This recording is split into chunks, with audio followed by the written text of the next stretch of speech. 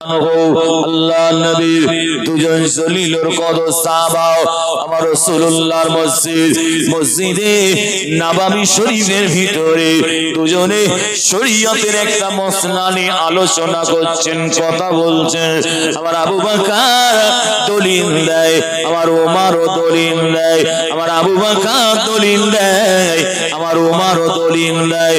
আমার আবু বকর বলে, আমার ওমরও বলে, আমার আবু বকর যুক্তি দেয়, দলিল দেয়, আমার ওমরও দলিল দেয়। এরকম করে কথা বলতে বলতে বলতে বলতে দুজন জলিলুর কদর সাহাবা হুজুরের গলার আওয়াজটা আস্তে আস্তে জোরে হচ্ছে। আপনাদের গ্রামে আমাদের গ্রামে দেখবেন দুটো মানুষ যখন তর্ক করে ভাই, দেখবেন তর্ক করতে করতে গলার আওয়াজটা আস্তে বাড়ে না কমে ভাই? জোরে বলুন। আর তকবীর দেন তো, নারে তাকবীর। আরো জোরে দেন, নারে তাকবীর। কি ভাই তর্ক করতে গলার আওয়াজ বাড়ে না? রাসূলুল্লাহর মসজিদে নববী শরীফের কথা বলছি, যে মসজিদে এক রাকাত নামাজ পড়লে 50,000 রাকাত নামাজ পড়ার সওয়াবের নেকি আমার আল্লাহ লিখে দেবেন। একবার জোরে বলুন সুবহানাল্লাহ। ছেলে ছেলে কথা, যে মসজিদে রাসূল বলেছেন মান সাল্লা ফি মসজিদি 40 সালাতান, আমার এই মসজিদে নববী শরীফে যে মানুষটা গিয়ে 40 ওয়াক্ত নামাজ পড়বে। কত ওয়াক্ত নামাজ? জোরে বলুন। ক ওয়াক্ত ভাই? 40 ওয়াক্ত নামাজ আমার মসজিদে নববী শরীফে গিয়ে যে পড়বে, 40 ওয়াক্ত নামাজ, 3টে কঠিন আযাব থেকে আখিরাতে বেঁচে যাবে এই মানুষটা। ওয়া নাজাতুম মিনান নিফাক, মুনাফিকিতা করার গুনাহ থেকে বেঁচে যাবে। দ্বিতীয় নাম্বার ওয়া নাজাতুম মিন আযাবিল কুবুর, কবরের আযাব থেকে বেঁচে যাবে। তৃতীয় নাম্বার ওয়া নাজাতুম মিনান নার, ওই মানুষটা জাহান্নামের আগুন থেকে বেঁচে যাবে। একবার জোরে বলুন সুবহানাল্লাহ। ওয়াক্ত নামাজ জোরে বলুন আল্লাহর রাস্তে। ওই জন্য পৃথিবীর যে কোনো দেশের হাজী সাহেবরা যখন হজ করতে যায়, সারা বিশ্বের হাজী সাহেবরা গেলে মদিনা শরীফে মাত্র 8 দিন রাখা হয়। কদিন? যত হাজী সাহেব হজ করতে গিয়ে জিজ্ঞেস করবেন, 8 দিনের বেশি আপনাকে মদিনা শরীফে রাখবে না। 8 দিন হয়ে যাবে, আপনার ফ্ল্যাটের সামনে গাড়ি রেডি হয়ে যাবে, মুআল্লিম আছে নিয়ে চলে যাবে, বাসা তুলে দেবে। মদিনা শরীফ থেকে মক্কা শরীফ পাঠিয়ে দেওয়া হবে। 8 দিন মানে কত নামাজ হচ্ছে? 50টে। ওই সব হাজী সাহেবদের 40 ওয়াক্ত নামাজ পড়ার সুযোগ দেওয়া হয়। 2-1 ওয়াক্ত যদি নসিব হয় আল্লাহর হুকুম, সেটা 40 ওয়াক্ত আপনাকে রাখবে, 8 দিন আপনাকে রাখবে। সেই মসজিদে নববী শরীফের কথা বলছি, যে মসজিদে নববীতে রাসূল বলেছেন মা বাইনা বাইতি ওয়া মিম্বারি রাউযাতুম মিন রিয়াজিল জান্নাত, আমার রওজা মুবারক, আমার মিম্বারের মধ্যখানে যে জায়গাটা আছে, ওই জায়গাটা হচ্ছে জান্নাতের অংশ। কেউ যদি ওই জায়গায় গিয়ে 2 রাকাত নামাজ পড়ে, ওই মানুষটা জান্নাতের ভেতরে যেন 2 রাকাত নামাজ পড়লো। আল্লাহ রাসূল বলেছেন যখন কিয়ামত হয়ে যাবে, দুনিয়া লয় করে দেবে আল্লাহ, ওই জায়গাটা উড়ে উড়ে জান্নাতে চলে যাবে। ইন্না আতাইনা কাল কাউসার, আমার রাসূল বলেছেন আল্লাহ আমাকে হাউজে কাউসারের পানি নসিবে করাবে, আর আমি এই জায়গাটায় বসে আমার উম্মাত উম্মতিদের নিজে হাতে হাউজে কাউসারের পানিটা পান করাবো। একবার জোরে বলুন সুবহানাল্লাহ। সেই মসজিদে নববীতে যাতা সাহাবা নয়, রাসূলুল্লাহ জলিলুর কদর সাহাবা দুজন শরীয়তের মসলা আলোচনা করছে। আমার আবু বকরও দলিল দেয়, ওমরও দলিল দেয়, আমার আবু বকরও দলিল দেয় কোরআন থেকে, ওমরও দলিল দেয় কোরআন থেকে। আর আমার নবী হুজরা থেকে বেরিয়েছেন, আমার নবীর সামনে আমার আবু বকরের গলার আওয়াজটা, আমার উমরের গলার আওয়াজটা আমার নবীর গলার আওয়াজের থেকে একটু জোরে হয়ে গেছে। এই শুনছেন আপনারা কি হয়েছে ভাই? কার থেকে জোরে হয়েছে? আমার নবী বিশ্ব নবীর থেকে একটু জোরে হয়ে গেছে। আহা, আমার নবী দাঁড়িয়ে আছে, আমার আল্লাহ সেদিন থাকতে পারেননি। আমার আল্লাহ, সোনাখালীর মুসলমান, আমি আপনাদের নানি দাদির গল্প করতে আসিনি আজকে। আল্লাহর কুরআন থেকে আপনাদের বলছি, সূরাতু আল হুজুরাতের ৩য় নম্বর আয়াতের কথা আজকে শোনাচ্ছি আপনাদের। আমার আল্লাহ সেদিন সহ্য করতে পারেনি। দুনিয়ার মানুষ আমার হাবিবের সামনে, আমার হাবিবের থেকে গলার আওয়াজটা জোরে হবে। দুনিয়ার মানুষ তোরা মেনে নিতে পারিস, কিন্তু আমি আল্লাহ সহ্য করতে পারি না। একবার জোরে বলুন সুবহানাল্লাহ। আমি আল্লাহ যাকে সৃষ্টি না করলে কিছুই করতাম না,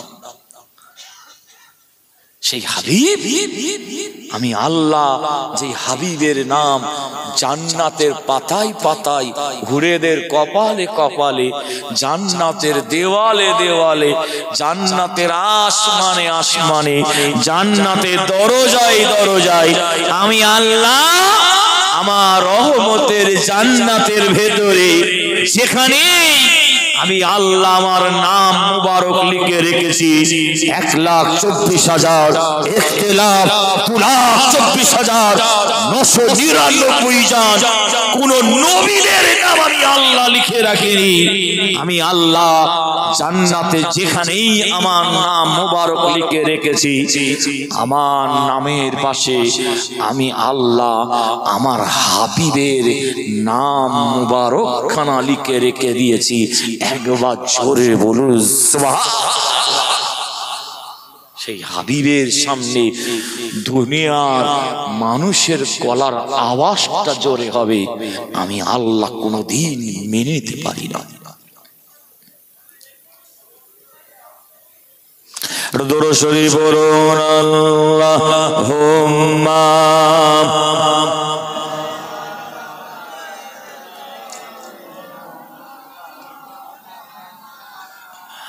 ওয়া আলা আলিহি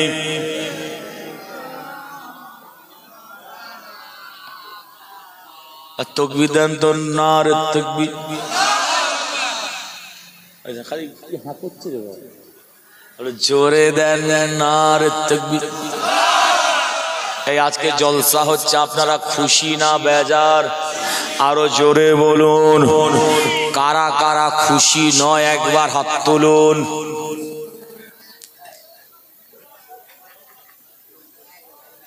কি বুঝতে পারলেন? আমরা দেখলাম আপনারা মন দিয়ে শুনছেন না অন্যদিকে আপনাদের মন। আমি বললাম আজকে জলসা হচ্ছে, খুশি না বেজার?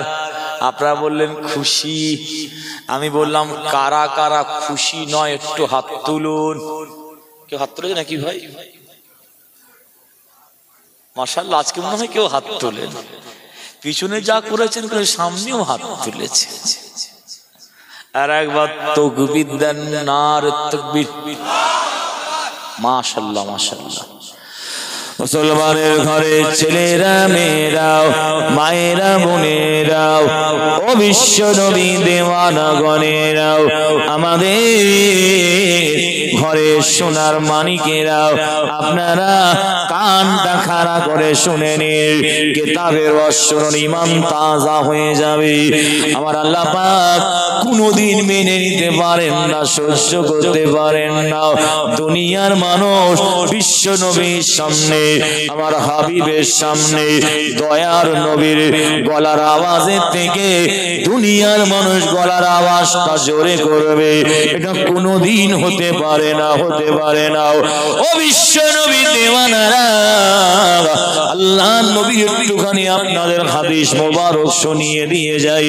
হাদিসটা ইমাম হাকিম রাহমাতুল্লাহ আলাইহি মুস্তাদরাকে হাকিমের ভিতরে হাদিসটা লিখে দিয়েছেন। আমাদের সকলের আদি পিতা হযরতে বাপ আদম আলাইহিস সালামকে আমার আল্লাহ পাক রহমতের জান্নাতের ভিতরে যখন আল্লাহ পাক সৃষ্টি করলেন, আদম আলাইহিস সালামের শরীরটাকে সৃষ্টি করেছেন। আদম আলাইহিস সালামের শরীরের ভিতরে রূহটাকে আল্লাহ তখনও প্রবেশ করায়নি, শরীরের ফ্রেমটা তৈরি করা হয়েছে কিন্তু রূহটাকে আল্লাহ ভেতরে প্রবেশ করায়নি। ইমাম হাকিম রাহমাতুল্লাহ আলাইহি লিখে দিয়েছেন, ও বিশ্ব নবী দেওয়ানারা ও আমাদের ঘরের মা বোনেরা আপনারা কানটা খাড়া করে শুনে নিন। ফুরফুরা শরীফের জমিন থেকে এসে আপনাদের পীরের আওলাদ দাদা হুজুর কেবলার আওলাদ আওলাদে মুজাফফর এসে একটু শুনিয়ে দিয়ে যায় কিতাবের রহস্যনর শরীরও আলাদা রূহু আলাদা। আদম সাল্লামের শরীরটা কেবলমাত্র আল্লাহ পাক শরীরের ফ্রেমটাকে তৈরি করেছেন।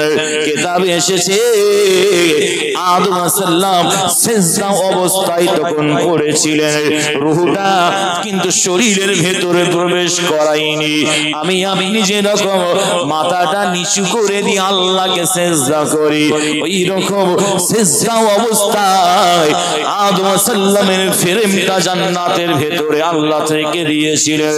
ওই শরীরে আদম সাল্লামের ফ্রেমের ভেতরে শরীরে যখন আমার আল্লাহ পাক রূহ মুবারক খানা আল্লাহ প্রবেশ করালেন, কিতাবে এসেছে আদম সাল্লাম আল্লাহর হুকুমে সিজদা থেকে মাথাটা তুলে রহমতে জান্নাতের ভিতরে ঘুরছেন, বেড়াচ্ছেন, খেলছেন, চারিদিকে তাকাচ্ছেন। আদম সাল্লাম তাকিয়ে দেখছেন যেখানে আল্লাহ পাকের নাম মোবারক খানা লেখা আছে, আল্লাহ পাকের নামের পাশে আমি আদম আমার নামটা কিন্তু আল্লাহ লিখে রাখেননি।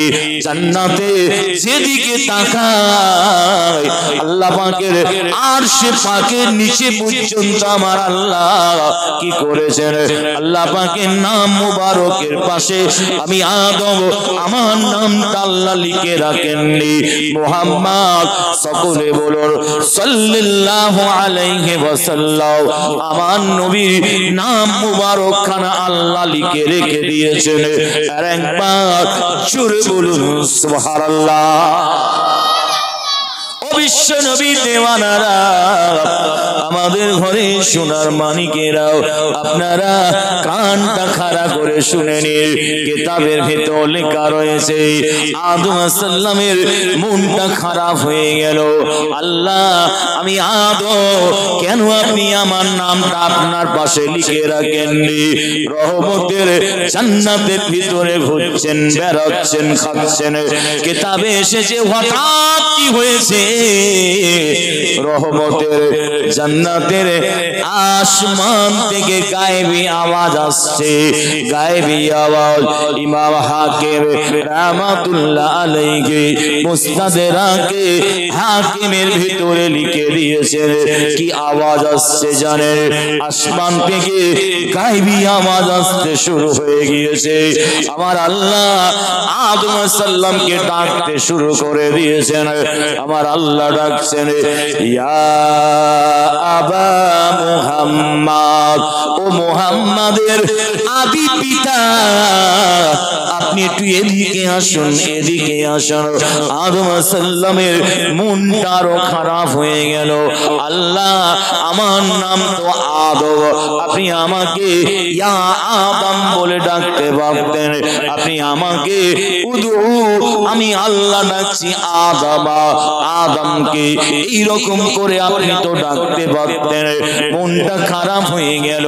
আল্লাহ, কেন আপনি আমাকে আদম বলে ডাকছেন না? আল্লাহ, ও বিশ্ব নবী দেওয়ানারা, ও আমাদের ঘরে সোনার মালিকেরা, কিতাবের ভিতর লেখা রয়েছে আদম সাল্লাম থাকতে পারলেন না রহমতের জান্নাতের ভিতরে, জান্নাতের আসমানের দিকে তাকিয়ে আমাদের সকলের আদি পিতা বাবা আদম আলাইহিস সালাম রোনাজারি করছেন, কাঁদছেন, চোখের পানি ফেলছেন, আর আল্লাহকে বলছেন, রব্বি লিমা কান্নাইতানি আবা মুহাম্মদ, রব্বি, আমার আল্লাহ, লিমা কান্নাইতানি আবা মুহাম্মদ, কেন আপনি আমাকে মুহাম্মাদের আদি পিতা বলে ডাকছেন? কেন আপনি আমাকে আদম বলে ডাকছেন না? ইমাম হাকিম রাহমাতুল্লাহ আলাইহি মুস্তাদরাকে হাকিমের ভিতরে কত সুন্দর লিখে দিয়েছে, আসমান থেকে গায়েবী আওয়াজ আসতে শুরু হয়ে গিয়েছে। আমার আল্লাহ সেদিন কি বলেছিলেন জানেন? ও আদম, ও আমার আদম, শুনে নাও, জেনে নাও, লাউলা কালামা লা খলাকতুকা ওয়ালা সামাআ ওয়ালা আরদা। আদম রে, আমি আল্লাহ আমার হাবিবকে, বিশ্ব নবীকে যদি সৃষ্টি না করতাম, এই আসমান জমিন 18,000 মখলুকাত কিছুই করতাম না। ও আদম, শুনে নাও, আমি আল্লাহ তোমাকেও সৃষ্টি করতাম না, সব আমার হাবিব বিশ্ব নবীর ওসিলাই করেছি। আর একবার জোরে বলুন সুবহানাল্লাহ, আরো জোরে বলুন সুবহানাল্লাহ। নারী দেখবে সেই নবীর সামনে দুনিয়ার মানুষ জোরে কথা বলবে, আমি আল্লাহ কোনদিন সহ্য করতে পারি না। কোরআন শরীফের সূরাতু আল হুজুরাতের 2 নম্বর আয়াত সেদিন আমার আল্লাহ নাজিল করে দিয়েছিলেন। আবু বকর, এই উমর, আপনারা দুজনে চুপ করে যান একটুখানি। এই সবে মাত্র আল্লাহ পাক কোরআন শরীফের আয়াতটা নাজিল করেছে। যখন আল্লাহ নবী কোরআনের আয়াতটা নাজিল করছেন, আমার আবু বকর, আমার উমর দুজনে থরথর করে কাঁপছেন। আল্লাহ নবীর কদম মুবারকখানা মসজিদে নববীতে জড়িয়ে ধরেছিলেন। মুসলমানের ঘরে ছেলেরা, মেয়েরাও, মায়েরা, বোনেরাও, আল্লাহ নবী বিশ্ব নবী কি বললেন? বাবা আবু বকর, ও বাবা উমর, একটু দাঁড়িয়ে যাও, আমার আল্লাহ এই সবে মাত্র কোরআনের আয়াতটা নাযিল করে দিয়েছেন।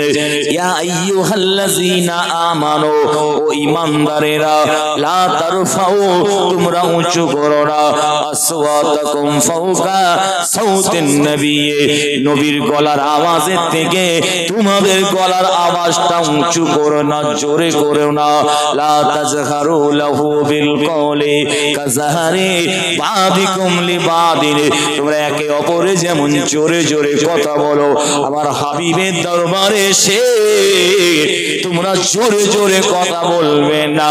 আনতাহাবাতা আমালাকুম, তোমরা যদি আমার হাবিবের দরবারে এসে জোরে জোরে কথা বলো, আমি আল্লাহ কি করব? তোমাদের জীবনের জিন্দেগির আমলগুলোকে সব কেটে বাদ দিয়ে দেব। 40 বছর, 30 বছর, 20 বছর, 50 বছর, 60 বছর, 70 বছর, 80 বছর, 90 বছর, 100 বছর, জীবনে যত আমল করেছো, নামাজ পড়েছো, রোজা রেখেছো, দান করেছো, সদকা করেছো, আমি আল্লাহ সব আমলগুলোকে কেটে বাদ দিয়ে দেবো। ওয়ান্তুম লা তাশউরুন, কিয়ামতের ময়দানে তোমরা কিছুই খুঁজে পাবে না, নেকির পাল্লাই দেখবে কিছু নাই, ফাঁকা হয়ে গিয়েছে। আমার আবু বকর, আমার উমর এই কোরআনের আয়াতটা শোনার সঙ্গে সঙ্গে আমার নবীর কদম মুবারক খানা জড়িয়ে ধরে কাঁদছেন, রোনাজারি করছেন আর বলছেন, ইয়া রাসূলুল্লাহ, ইয়া হাবিবাল্লাহ, ইগফির লানা, ইগফির লানা, আমাদের দুজনকে আপনি মাফ করে দেন, ক্ষমা করে দেন। হে আমার নবী, হে আমার রাসূল, আমরা বুঝতে পারিনি, আপনি আমাদের মাফ করে দেন, ক্ষমা করে দেন। হে আমার নবী, হে আমার রাসূল, আপনার সামনে আমাদের গলার আওয়াজটা জোরে হয়ে গিয়েছে, বুঝতে পারিনি। আমরা দুনিয়ার কোনো কথা বলছিলাম না, শরীয়তের একটা মসলা নিয়ে আলোচনা করতে করতে আপনার গলার আওয়াজের থেকে আমাদের গলার আওয়াজটা জোরে হয়ে যাবে, আমরা বুঝতে পারিনি। আমার আবু বকর কাঁদে, আমার উমর কাঁদে আর বলে, আমাদের দুজনকে আপনি মাফ করে দেন। যদি মাফ না করেন, ক্ষমা যদি না করেন, কিয়ামতের ময়দানে আল্লাহ বলেছেন সব আমলগুলোকে আল্লাহ বরবাদ করে দেবে, আমরা জাহান্নামী হয়ে যাব। এত কান্না কাঁদছে, ইয়া রাসূলুল্লাহ, আপনি যাতে খুশি আল্লাহ তাতে খুশি, আপনি যাতে নারাজ আল্লাহ তাতে নারাজ। আমার নবীর আপনি মাফ করে দেন। আমার আবু বকর সেদিন এত কান্না কাঁদছে, আরে আমার উমর সেদিন এত কান্না কাঁদছে। আমার আবু বকরের, আমার উমরের চোখের পানিটা মুখ মোবারকের উপর দিয়ে গড়িয়ে, তারি মোবারকের উপর দিয়ে গড়িয়ে আমার আবু বকরের চোখের পানি, আমার উমরের চোখের পানিটা আল্লাহ পাকের জমিনে পড়ে যাচ্ছে। এত কান্না কাঁদছেন আল্লাহর নবী, নূর নবী, দয়ার নবী, বাপ মরা মা মরা নবী, এতিম নবী, এসি নবী, উম্মত উম্মতি দরদি নবী আমার। সেদিনে নূরানি চক্ষু মোবারক দুটো বন্ধ করলেন, কিছুক্ষণ অপেক্ষা করছেন, কিতাবে এসেছে কিছুক্ষণ পরে আমাদের নবী, বিশ্ব নবী, মায়ার নবী, দয়ার নবী চক্ষু মোবারক খানা খুললেন, খুলে বললেন, ও আবু বকর, ও বাবা উমর, আর কেঁদো না, কেঁদো না বাবা, ও বাবা আবু বকর, ও বাবা উমর, আপনাদের আজিজিনকে সারিটা, আপনাদের নম্রতা, নত হওয়াটা আল্লাহ পাকের বড় পছন্দ হয়ে গিয়েছে। আবু বকর, ও আমার উমর, তোমাদের জীবনের জিন্দেগির গুনাহগুলোকে আজকে আজিজিনকে সারি হওয়ার ওসিলায় আমার আল্লাহ তোমাদের শুধু আজকে নয়, জীবনের গুনাহগুলোকে আমার আল্লাহ মাফ করে দিয়েছে। আমার কথা বুঝতে পারছেন নাকি আপনারা? আল্লাহ পাকই জানেন কি হচ্ছে। তাকবীর দেন, নারে তাকবীর। মাদ্রাসা খাওয়াচ্ছে নাকি? ও মেহমানদের খাওয়ার, তাই বলছি। আমরা তো বুঝতে পারছেন না, হিন্দু ভাইদের হচ্ছে গাড়ি, এই বলা ভুল হচ্ছে, হিন্দু ভাইদের হচ্ছে বাড়ি, খ্রিস্টানদের কিছু হোক না ওদের গাড়ি দেখবেন চকচক করছে, হিন্দু ভাইদের কিছু হোক, খাওয়া হোক না হোক ঘর চকচক করছে দেখবেন। আর মুসলমানদের কি জানেন? হাঁড়ি, পরে গাড়ি হবে, পরে বাড়ি হবে, লিয়াই ছুটি দেখে খাই, পরে কথা হবে।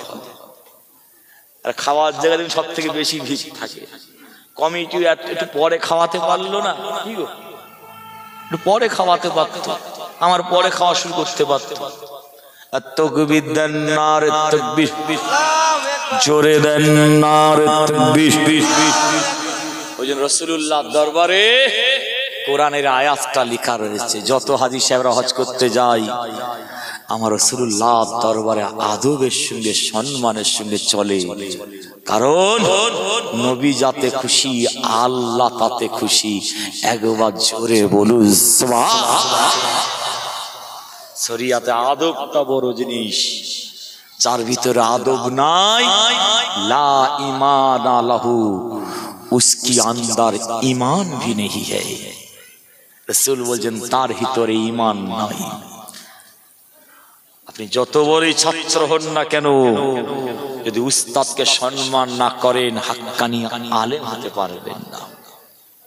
যত আল্লাহর ওলি হয়েছে দেখেন আদব করার জন্য। দাদা হুজুর কেবলা এমনি মুজাদ্দেদ হয়েছে ভাবছেন? 40টা হাদিসের কিতাবের সনদ এমনি পেয়েছে। আমার রাসূলুল্লাহ রওজায়ে মুকাদ্দাসের ভিতরে একটা রাত এমনি ছিলেন, আমার নবীর সঙ্গে ডাইরেক্ট কথা বলেছিলেন। একবার জোরে বলুন সুবহানাল্লাহ। সারা বাংলায় বাঙালিদের কাছে সব থেকে বড় অবদান এখনো পর্যন্ত যার নাম আছে, শরীয়তের জন্য, দ্বীনের জন্য, শিরক থেকে কিভাবে বাঁচবে বাংলার মুসলমান, বাঙালি মুসলমান, এখনো পর্যন্ত ১ নাম্বার প্রথম স্থানে বাংলার পীর শাইখুল বাঙাল আবু বকর সিদ্দিক রহমাতুল্লাহ আলাইহি রয়েছেন। একবার জোরে বলুন সুবহানাল্লাহ। নিজের পীর এসেছেন ফুরফুরা শরীফে, সুফি ফাতেহ আলী ওয়াইসি রহমাতুল্লাহ আলাইহি জানার মাজার কলকাতা মানিকতলা, জানেননি?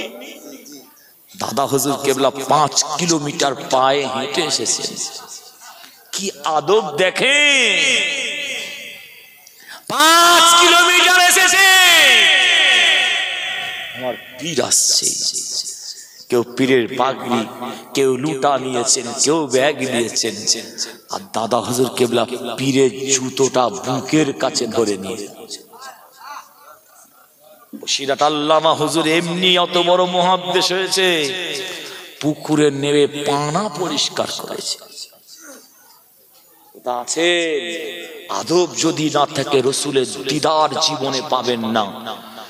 দিওয়ালে পাথর খোদাই করে লিখে রেখে দেন, বলবেন আবু হুরায়রা ভাই বলে গেছে। আদব যদি না থাকে আমার নবী দিদার পাবেন না। কত সহজ জিনিস।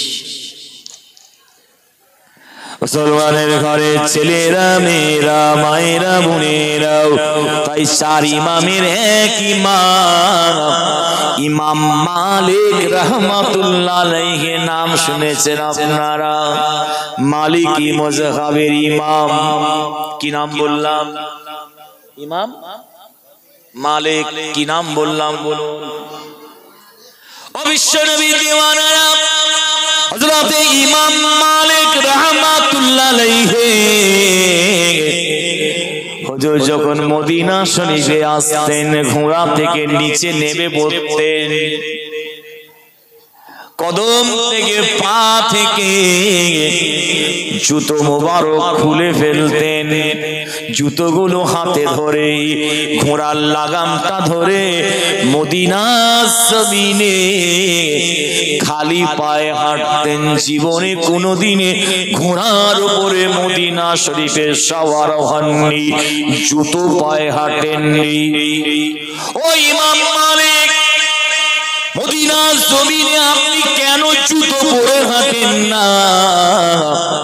আপনি কেন ঘোড়ার উপরে সওয়ার হন না?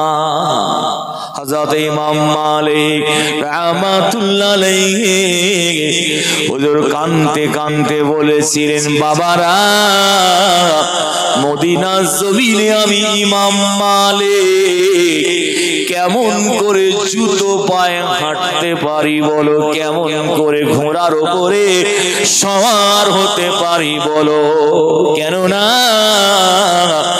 আমার নবী বিশ্ব নবী মদিনার জমিনে আমার নবীর কদম মুবারক কোন জায়গাটায় পড়েছে আইরে আমি বলতে পারবো না।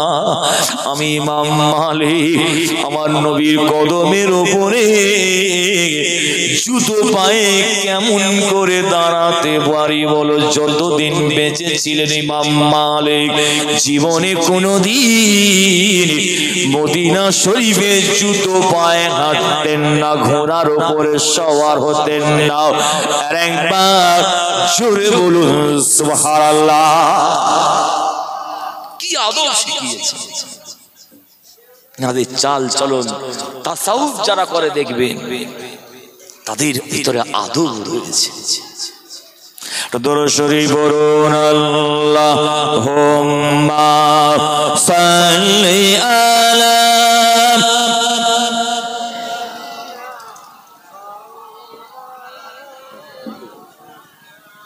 ওয়া আলা আলি।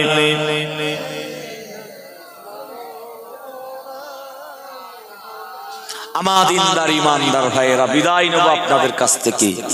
আপনাদের এই জলসায় আমার টাইম ছিল 12টা পর্যন্ত। বিদায় জানাব আপনাদের কাছ থেকে ভাই হিসাবে, পীরের আওলাদ হিসাবে। ফুরফুরা শরীফের জমিন থেকে আল্লাহ পাক নিয়ে এসেছিলেন। If Allah want after time will be try. I have also knowledge about language English, that is no matter. আল্লাহ করাই এসব আজ আপনাদের পরে শোনাবো। ভাই হিসাবে দাদা হুজুর কেবলার আওলাদ হিসাবে এসেছিলাম। আল্লাহ আমাদের উভয়কে বলার থেকে শোনার থেকে আল্লাহ যেন বেশি বেশি করে আমল করার তৌফিক দান করেন। বলুন আল্লাহুম্মা আমিন।